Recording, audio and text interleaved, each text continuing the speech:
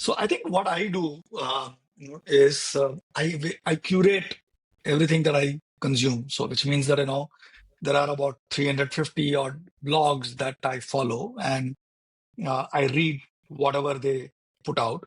There are about 250 plus YouTube channels that I follow, I subscribe to, and I kind of scroll through everything that they put out and watch a few videos that I think are interesting and relevant. It has got all sorts of things, whether it is on culture, whether it is on leadership, whether it is on politics, whether it is on business news, whether it is on thought leaders talking about cutting edge thinking, whether it is about philosophy, whether it is about religion, whether it is about spirituality. So I have this curated list of about 250 YouTube channels. I have about curated list of about 350 blogs that I regularly consume. And apart from that, I also want some amount of randomness in my life as well. So that's where I kind of, go to TikTok, and I scroll on TikTok whenever, maybe, if I have 10 minutes gap between meetings, or if I'm waiting, having a cup of tea, I kind of, scroll on TikTok, and that gives me the randomness, and anything which is kind of, top of the mind, viral, trending, it shows up there.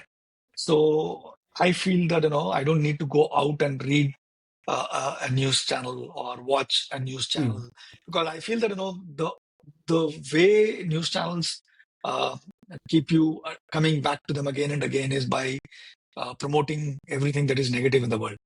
Yeah. So as they say,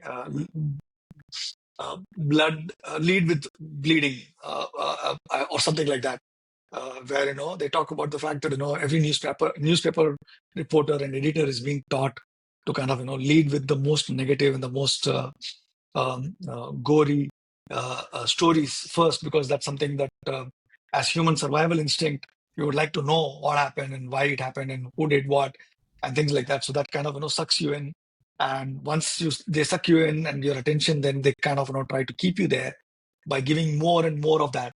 And you can see this in TV news headlines. Everything is in dark red or dark blue background, because that's something which pops in a screen and kind of shouts at you for your attention.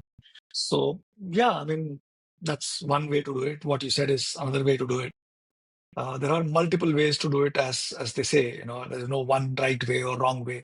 Whatever way works for you. I think but the idea is that let's not get caught in one bubble or one echo chamber, because then that is a sure shot way of Yeah. us losing touch with reality. I would question you on the fact that you say, there's 250, 300 blogs that you follow, right?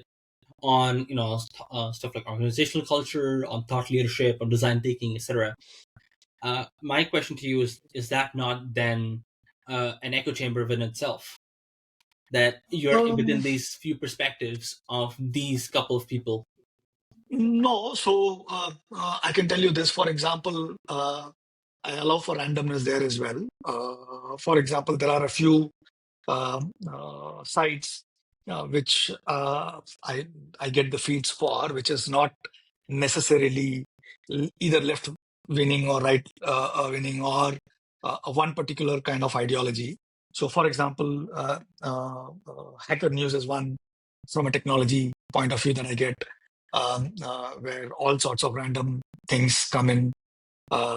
Then there are people whom I follow who look at both sides, or who explore multiple sides of a particular topic, who go in deep when it comes to a particular topic. They do research, like, for example, 2 months, 3 months, 4 months on a particular topic, and then when they write about it, they explore all the different angles and perspectives on that particular topic, so that when I read them, I get a very balanced perspective, at least from their point of view.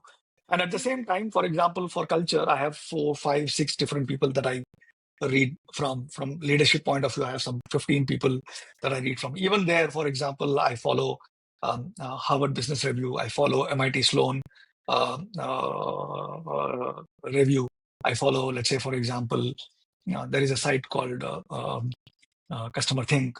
So there are multiple people who publish there, and I get feeds from all of those people coming in as well. So I'm never just being in one particular kind of thinking bubble or one particular perspective that kind of holds me.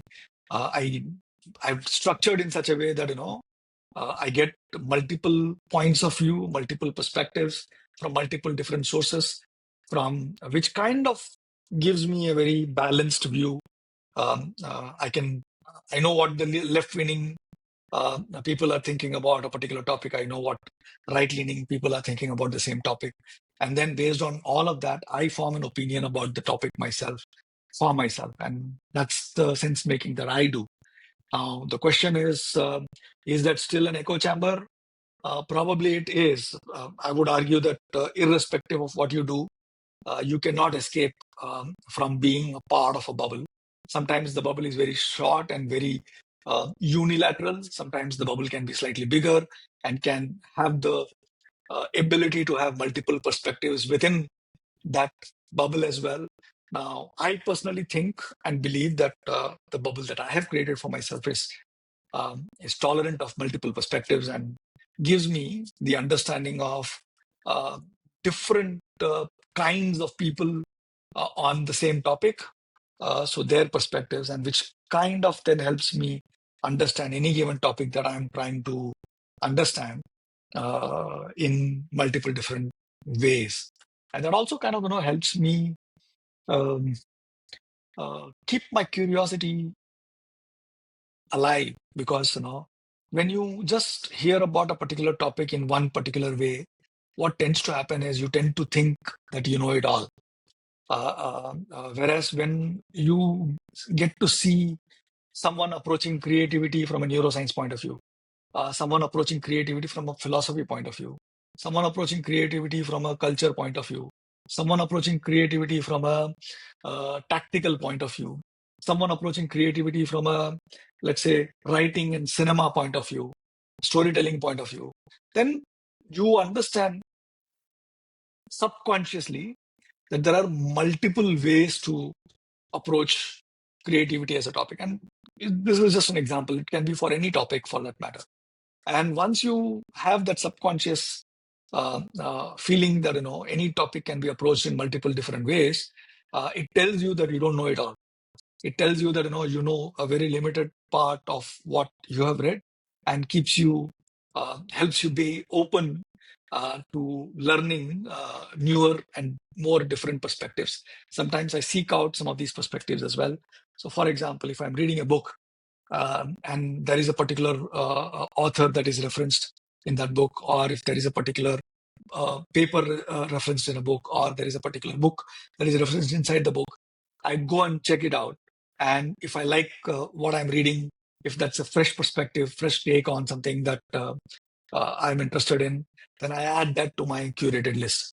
Either that author's blog or author's YouTube channel, if there is one existing. If not, if they have a newsletter, I subscribe to the newsletter. One way or the other, I kind of include that perspective into my list of curated contents that I kind of follow. So that's my way of making sure that I don't end up in a unilateral one point of view on everything kind of a bubble.